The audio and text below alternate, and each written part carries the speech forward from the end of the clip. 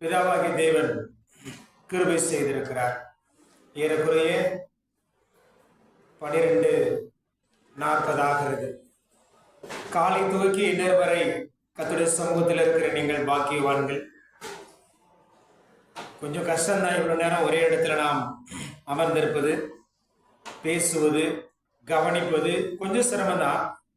வழக்கமா நம்ம வாரத்தோறும் இப்படி இல்லை. ஆகவே இது ஒரு புத்துணர்ச்சி அடையும்படி, பலப்படும்படி தேவன் நமக்கு கிருபை செய்திருக்கிறார். அன்பு சகோதரர் நோயில் அவருடைய நினைவு நாளிலே நாம் தேவனுடைய வார்த்தையை தியானிப்போம். சங்கீதம் 39 சங்கீதம் 39 வசனங்கள் 4 துவக்கி 7 வரை நாம் வாசிக்க கேட்போம். சங்கீதம் 39 சங்கீதம் 4 துவக்கி 7 வரை. நான் எவ்வளவாய் நிலையற்றவன் என்று உணரும்படி என் முடிவையும் என் நாட்களின் அளவு இவ்வளவு என்பதையும் எனக்கு தெரியும்.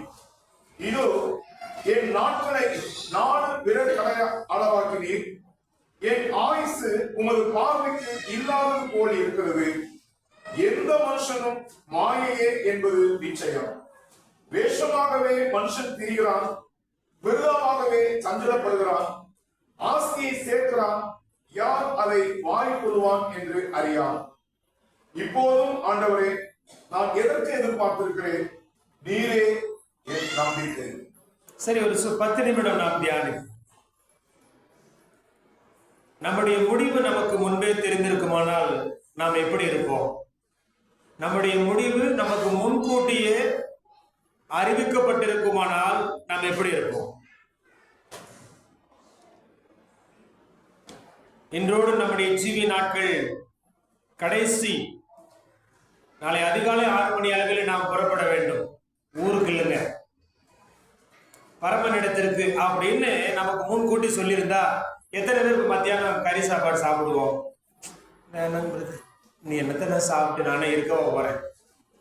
சரி, இந்த ட்ரெஸ்ஸை போட்டுக்கோங்க, இதை போட்டு நான் இருக்கவோ போறேன். இந்த பொருளை வச்சுக்கோங்க, இந்த பொருளை வச்சுக்கிட்டு நானே இருக்கவோ போறேன். சரி, ஏன் ஒரு மாதிரி உம்மன் இருக்கீங்க, கொஞ்சம் சந்தோஷமா இருக்க, சந்தோஷமா இருந்தாப்புல இருந்துடுவேனா?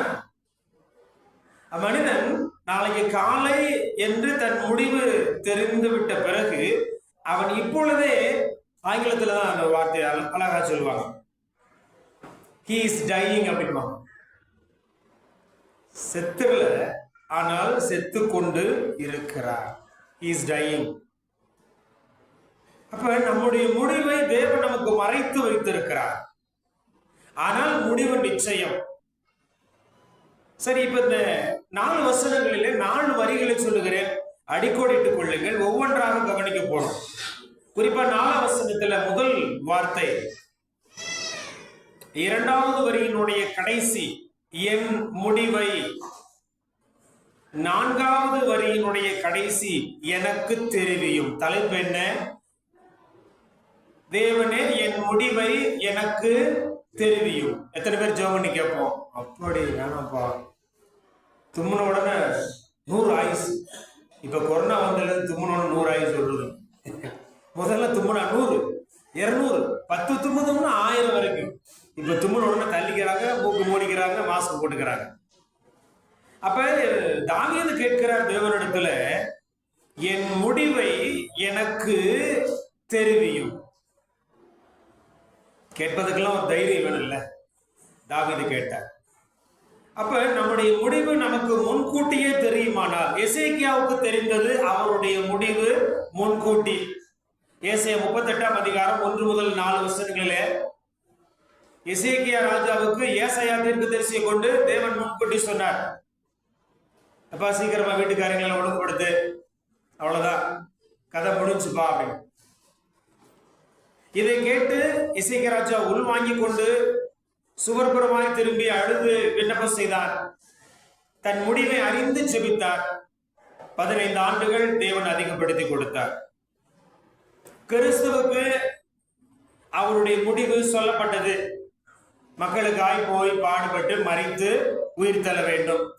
30ஆம் வயதிலே ஞானஸ்நானம் பெறுகிறார். 3½ ஆண்டு காலம் ஊழியம். 3 ஆண்டு காலத்திலே அவர் மரிக்க போகிறார். பிதாவாகிய தேவன் அவரை உயிரோடு எழுப்ப போகிறார்.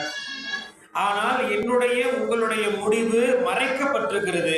ஆகிலும் தாவீதை போல நாம் கேட்க வேண்டும், தேவனே என்னுடைய முடிவை எனக்கு தெரிவியும். அதாவது எந்த தேதியில, எந்த கிழமையில, எத்தனையாவது மணித்துளியில நான் மரிக்க போகிறேன் என்கிற அந்த மெய்பொருள் அர்த்தத்தில் அல்ல. அப்படி தாவீது ஜெபிக்கல, அப்படி நானும் உங்களை ஜெபிக்க சொல்லல. ஆக இது முதல் கருத்து, தேவனே என் முடிவை எனக்கு தெரிவியும். ஏன் தெரியுமா அப்படி கேட்டாரு? 2வது கருத்தை மனதில் வலியுறுத்துவோம் அல்லது அடிக்கோடிட்டுக்குவோம். என் நாட்களின் அளவு எவ்வளவு?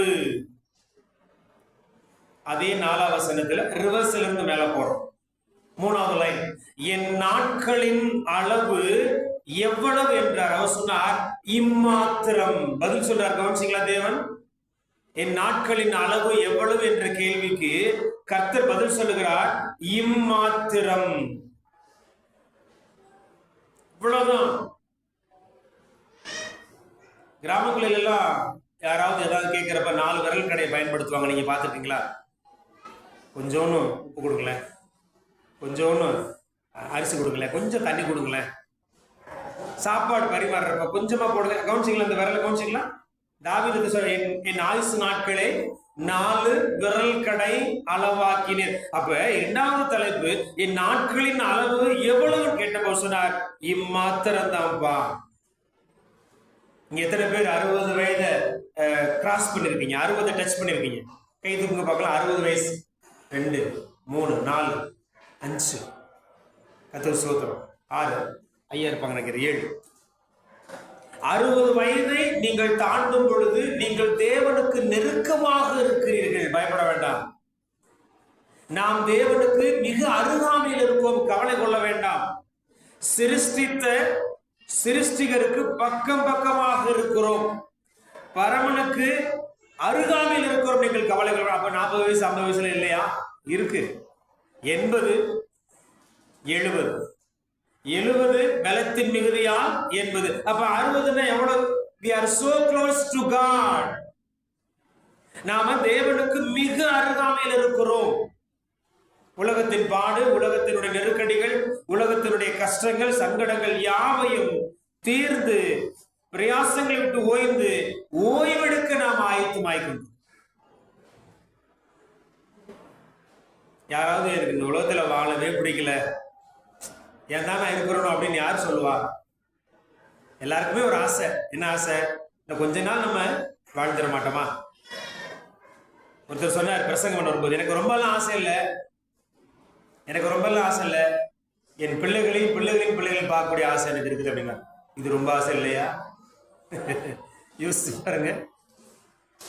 ஆக இந்த 2வது வரி யாக்கோபு 4:14 பரிசுத்தவான்களுக்கு நினைவுபடுத்துகிறது. யாக்கோபு 4:14 என் நாட்களின் அளவு எவ்வளவு என தாவீது கேட்க கர்த்தர் சொன்னார் இம்மாத்திரம். அந்த இம்மாத்திரம் என்று சொன்னால் என்ன? யாக்கோபு 4:14 நாளைக்கு நடப்பது உங்களுக்கு. அப்ப இதுதான் நிஜம். நிஜம் இருக்கும் பொழுது நிழலை குறித்து நீங்கள் கவலை கொள்ளுகிறீர்கள். 3வது கருத்து, 4வது வசனத்தினுடைய முதல் பகுதி, சங்கீதம் 39:4 முதல் பகுதி, நான் எவ்வளவு நிலையற்றவன். இந்த உணர்வு இருந்தா சண்டை போடுவோமா? இந்த உணர்வு இருந்தா என் பங்கு எனக்கு கொடுத்தே ஆகணும் போட்டி போடுவோமா? இந்த உணர்வு இருந்தா நான் விட்டு கொடுக்க மாட்டேன் அப்படின்னு சொல்லுவோமா? யோசித்து பாருங்கள். படிக்கின்ற பொழுது பயம் வருகின்றது. அதாவது நான் எவ்வளவு நிலை அற்றவன் என்பதை எனக்கு உணர செய்ய சொன்னாரு. விசுவாசத்தை உணரும்படி சொன்னார். அன்பை உணருங்கன்னார். நாம விசுவாசத்தை பேசுறோம், அன்பை பேசுறோம், ஜெபிக்கிறோம், கிரியைகள் இல்லை, உணர்வு இல்லை. சில நேரங்களில் உணர்ச்சி வருகிறது.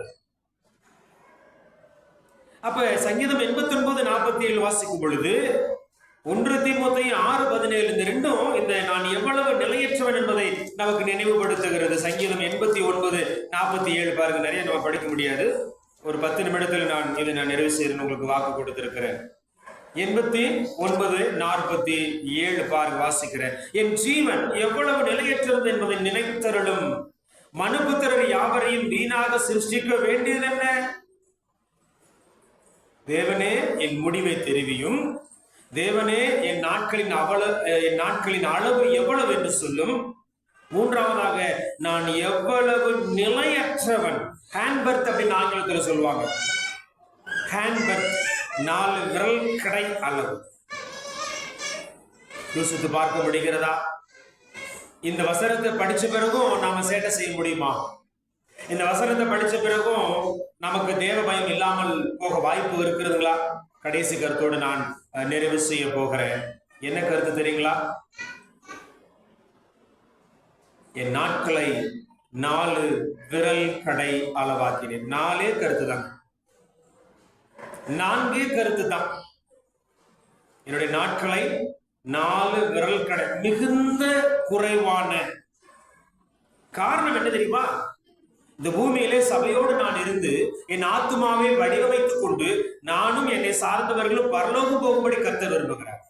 ஆக கிறிஸ்துவுக்குள் மரித்து ஓய்வெடுத்துக் கொண்டு இளைப்பாரி கொண்டிருக்கிற அநேக பரிசுத்தவான்கள் மத்தியில நம்முடைய அன்பு சகோதரர் நோயில் அவர்களும் அங்கு இருக்கிறார் சொல்வது நமக்கு எவ்வளவு சந்தோஷமாக இருக்கிறது. நாமும் இந்த இடத்துக்கு சீக்கிரமாய் செல்ல இருக்கிறோம். தாவீது சொல்லுகிற மாதிரி நாங்கள் பறந்து போகிறோம். இதோ நாட்கள் ஒரு நாள் 1000 வருஷம் போடும், 1000 வருஷம் ஒரு நாள் போடும் இருக்கு சொன்னா கொஞ்சம் நாம் திரும்பி பார்ப்போம். வேலைக்கு போறது, வியாபாரம் பண்றது, படிக்கிறது, நல்லது கெட்டது போறது, இதெல்லாம் நிச்சயம் இருக்கணும், குடும்ப உறவுகள் பலப்படுத்தப்பட. ஆனால் அது மாத்திரமே என்று நாம் ஓடிக்கொண்டிருக்காம அதற்கு அப்பாற்பட்டு ஆன்மீக வாழ்க்கைக்கு வேதம் வாசித்து ஜெபித்து வேதத்தின்படி நடக்க நம்முடைய மனதை எண்ணங்களை பிரயோகம் செய்தால் மாத்திரம் ஜீவக்கிரீடை நமக்கு கிடைக்கும். பரலோக ராஜ்யத்துல பரமனோடு தரிசிக்க முடியும், அங்கே ஓய்வெடுக்க முடியும். மற்றபடி நம்முடைய பிரயாசங்கள் விருதமாக போக நிறைய தருணங்கள் இருக்கிறது. உலகம் பொல்லாங்கனுக்குள் கிடக்கிறது. சாத்தான் நம்மளை எப்படி ஆகலும் கவிழ்த்து விட வகை பார்க்கிறான். உறவுகள் முழுவதும் ஞாயிற்றுக்கிழமைகளில் விசேஷங்கள் வைத்து நம்மை வரவிடாதபடிக்கு தடுக்கிறது. நம்முடைய முயற்சி, நம்முடைய பங்கும் இருந்தால் மாத்திரம்தான் நம்முடைய பரிசுத்தத்தை, நம்முடைய ஆவிக்குரிய வாழ்க்கையை, நம்முடைய முதிர்ச்சியை, பரிபூரணத்தை தக்க வைத்துக் கொள்ள முடியும். அந்தபடி நடப்போம். தேவன் நமக்கு உதவி செய்வராக. உங்கள் பொறுமையான கவனத்துக்கு நன்றி செலுத்துகிறேன். வாய்ப்பு கொடுத்த சபை ஊழியருக்கும் சபையாருக்கும் மீண்டுமாக வாழ்த்து சொல்லுகிறேன்.